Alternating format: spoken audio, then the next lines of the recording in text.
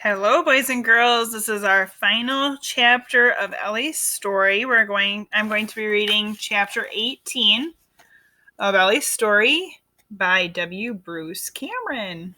So, the last chapter. And Ellie had gone into the sewer and it was really rainy and so really watery. Jumped into the water and she is going after Jeffrey, who's a little first grader, had gone down into the sewer to hide in a game of hide and seek.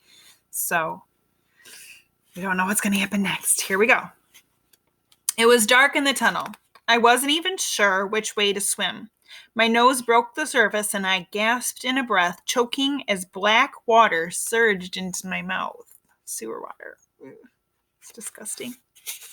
The top of my head scraped against the tunnel, and then the water pulled me down again, wrestling with me, rolling me over and over. I wrestled with Jacob and Al, with Maya, with my littermates long ago. That had been fun. This wasn't. I was being tumbled and dragged, not even sure where the water was going or how I could swim to shore. And Jeffrey's scent was here too, washed this way and that by the current. I would catch a hint of it, and then it would disappear. But I knew he was ahead of me, soundlessly fighting for his life. Jeffrey. Suddenly the water pulled me downhill. When my head surfaced again, I was able to paddle. The tunnel we'd been pulled through had joined another, larger one, and the current was flowing through this tunnel even more quickly, but since it was bigger, there was more airspace above the water. I swam as hard as I could toward the smell of Jeffrey. So you can still smell Jeffrey through the water. That's pretty amazing. I couldn't see him, but my nose could tell me he was close, perhaps only a yard or two away.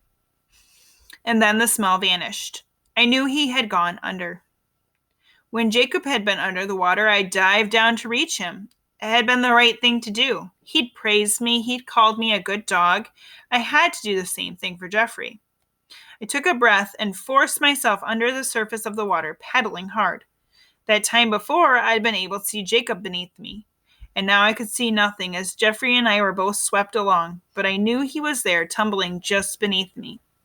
I strained, my mouth open, blind, and then I reached him. I had the hood of Jeffrey's rain slicker in my mouth. I heaved with my back legs and dug with my foot paws, and together Jeffrey and I burst through the surface of the water. I heard him coughing and choking as I kept his hood between my teeth. I was gagging myself, trying to get rid of the water in my throat without opening my jaws. Whatever happened, I would not let Jeffrey go. I could not swim in any direction except for the one that the water was already going. All my paddling feet could do was keep both of us up so that we could breathe. At first, Jeffrey tried to help as well by kicking his feet. But as we raced along the black tunnel, he slowly stopped. His body sagged down into the water, pulling down on the hood, and I struggled to keep us both from sinking, but it was harder and harder. My jaw and neck were aching, my legs were slowing. How was I going to save Jeffrey? I'd found him, but that wasn't enough. The water was going to drag both of us under unless I could get him somewhere safe. But where was safe? There was only the rushing water and the hard concrete of the tunnel surface. Some weak light from far ahead flickered over the tunnel's walls and the water's surface. Light. Light was good. Light meant sunlight. It meant Maya. It meant mean people. It might mean people who could help us.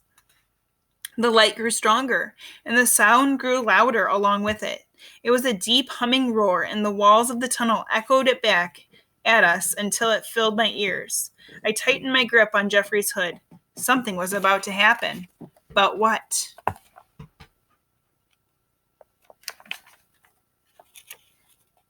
The light grew brighter and brighter all around us, and suddenly we burst out into daylight, tumbling down a cement chute and landing with a splash in a swiftly flowing river. The force of the splash forced us both under, but luckily my back legs touched something firm beneath me, a rock perhaps, and I shoved us up. Jeffrey couldn't help me at all. He was limp, his head rolling from side to side as the waves pushed us. Water splashed over my head and into my nose. I forced my legs to move faster. We were out in the light now. There had to be somewhere safe that I could go. The banks of the river had been lined with cement so that the current pulled us between two slanting walls. I tugged Jeffrey toward one bank, but the current fought with me, trying to pull us both back into the center of the river. The ache in my neck and jaw was getting worse. What if I lost my grip? And then flashes of light caught my eye. Downstream, men with raincoats and flashlights were running toward the bank of the river. But they were too slow, weren't they? And the river was too fast. Jeffrey and I would be pulled past them before they could get to us. I heaved against the greedy water. It was trying to suck us down, to claim Jeffrey. But Jeffrey was mine. I had found him. I wasn't going to give him up. Slowly, I began to inch us both closer to the bank where the men were running. Two of the men plunged into the water. They were tied together with a rope, and the rope ran back to the other men waiting on the bank. The two in the water waded out, hip deep, straining their hands to catch us. But we were not close enough. The water would sweep us past them. No, I wouldn't let it. I dug in with my claws as if the water were dirt and I could dig it out of my way. I paddled and heaved and put everything I had into aiming for the men's arms. Gotcha! One of them shouted as Jeffrey and I slammed into them. The people on the bank braced themselves as our weight pulled the rope taut, but no one fell. One of the men in the water grabbed my collar. The other man seized Jeffrey around his waist and hoisted him into the air. I let Jeffrey's hood go. I knew he was safe now. I'd found him, and I'd taken him to the people. I'd done my job. The man kept holding my collar tight and throwing his weight against the pull of the quickly flowing water. The men on the bank pulled too, and together the four of us thrashed our way to the shore. I was lost in the water. The man who held my collar was hoisted out, but he never let go of me. Lying on the concrete, he pulled and heaved at me, and I scrabbled up the steep bank with my tired, aching legs, and somehow I was out. I flopped down on the marvelous solid ground and spat water out of my mouth. Several of the men were huddled around Jeffrey. I saw one squeeze his skinny chest, and a gush of brown water came out of his mouth, and then he was coughing and crying. I heaved myself up with a cough and a sigh. It seemed my job was not quite over yet. People were supposed to be happy to be found. Jeffrey was not happy. I limped over to him without enough strength even to shake the water out of my drenched fur. I lay down heavily next to Jeffrey, and he threw himself onto me, hugging my wet fur with all the strength that he had left. I could feel him shaking. The fear was beginning to drain out of him, though, and my fear was going along with it. Jeffrey was going to be okay. I had done my work again. I was a good dog. Jeffrey kept holding on to me as the men around us pulled off his slicker and his shirt and his soggy jeans and wrapped blankets around him. "You'll be okay, boy. You'll be okay," one of them said. "Is this your doggie? She saved your life." Jeffrey didn't answer, but he lifted his head to look into my eyes. I licked his cheek with one quick swipe of my tongue. "Let's go," someone shouted, and one of the men gently pulled Jeffrey's hands loose from my fur. They picked Jeffrey up and ran with him up a hill to the street. When they loaded him into a white truck, it took off with its siren screaming. So I can infer that that is an ambulance, a white truck with a siren screaming. I stayed where I was. My legs were shaking with tiredness, and it was all I could do to lift my head enough to vomit out the river water that had gotten into me. And then I put my head down on my paws, and I lay still, the cold rain pelting me.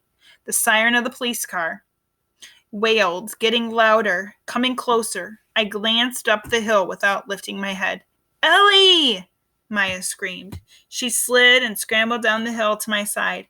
I was too tired to wag my tail, but I was glad to see her. If she wanted to play tug-of-war, though, that might have to wait till later. Maya was soaking wet. Tears and rainwater were mixing on her cheeks. She hugged me nearly as tightly as Jeffrey had done. "You are a good dog, Ellie. You saved Jeffrey. You are such a good dog. I thought I'd lost you, Ellie." After a while, Maya stopped crying and helped me up the hill, holding my collar and talking to me gently. With her arms around my chest, she hoisted me up into the back seat of the police car, and we drove straight to the place where the man in the white coat looked me over from my nose to my tail. I spent the night there, which I wasn't too happy about, but in the morning I got to go back to Maya and Al's house. I was so stiff for the next few days that I could hardly move, but everything else was back to normal. A few weeks later, Maya and I did school again, only this time the big room was filled with grown-ups and not children. We sat up on the stage with lights in our eyes while a man talked in a loud voice. I wondered when Maya was going to talk and if the grown-ups would come and pet me as the children always did, but that didn't seem to be the plan this time. After he was done talking, the man came over to me and put a second collar around my neck.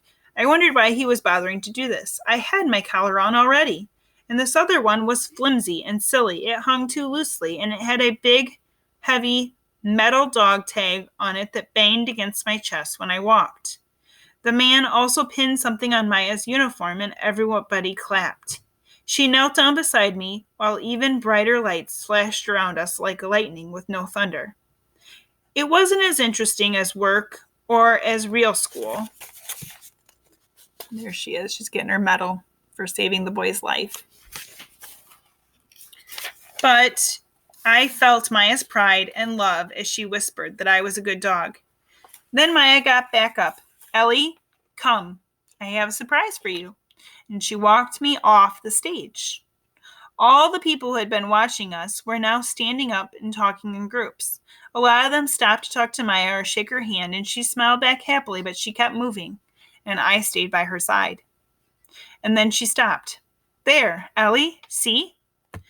I looked through legs, most of them in dark blue pants, and I saw why Maya had brought me here. A man was standing by himself, wearing a suit and tie with a small smile on his face. The man was Jacob. Maya let go of my leash, and I bounded over to him. He stooped down, scratching my ears. How are you, Ellie? Look how gray you're getting. And he turned to a woman standing a little way behind him with a girl in her arms. The girl looked to be a year or two younger than Jeffrey, and her grin was far wider than Jacob's. Daddy used to work with Ellie, the woman holding her said. Did you know that, Alyssa? Yes, the little girl said, squirming to get down. I want to pet Ellie. Can't you, Jacob? The woman asked. Of course. And Alyssa ran forward and hugged me. I braced myself so she would not tip me over, and I licked her face. She giggled, and Jacob laughed. I had never heard Jacob laugh like that before. Over Alyssa's head, I looked at Jacob. He was so different from when I lived and worked with him. The coldness inside had gone away. I'm glad you're doing this community outreach program, Jacob told Maya. A dog like Ellie needs to work. I heard the word work, and I wagged my tail as Jacob came and knelt down beside Alyssa and me. But there was no urgency in the word, no sense that we were about to find anyone. Jacob just always talked about work, and that was his way. Maya hovered in the background, exchanging smiles with the woman who had been holding Alyssa. She was the girl's mother, I realized, and Jacob was the girl's father. He had a family now, and he was happy. That's what was different, and all the time I had known him, Jacob had never been happy. I had never thought that Jacob might be lost or might need saving. He was the one who helped me save other people. But now it almost felt as if Jacob had finally been found. We've got to get you home, honey, the woman said to the little girl. Can Ellie come? Alyssa asked. Everybody laughed. It was nice to be there with both Maya and Jacob. I eased down to the floor, so happy I thought I might take a nap. Ellie, Jacob said. He bent down and took hold of my face gently, looking into my eyes. The feel of his rough hands on my fur took me back to when I was a puppy. First learning my work. I wagged my tail, thumping it on the floor. I knew that soon I'd go home with Maya, that my place and my work was with her now. But I was still full of love for this man. Good girl, Jacob said gently, and I heard tenderness in his voice. I could tell that he loved Alyssa and her mother, and for the first time I could sense that he also loved me. A good dog, Jacob told me. Ellie, you're a good dog. Okay, so everything ends happily. Jacob is with a new family, and Maya's with Al, and Ellie's a good dog who's done many searches and rescues and finds. So Hope you enjoyed the book, boys and girls, and maybe we can read another book sometime by W. Bruce Cameron with the Dog's Purpose series. Okay, bye.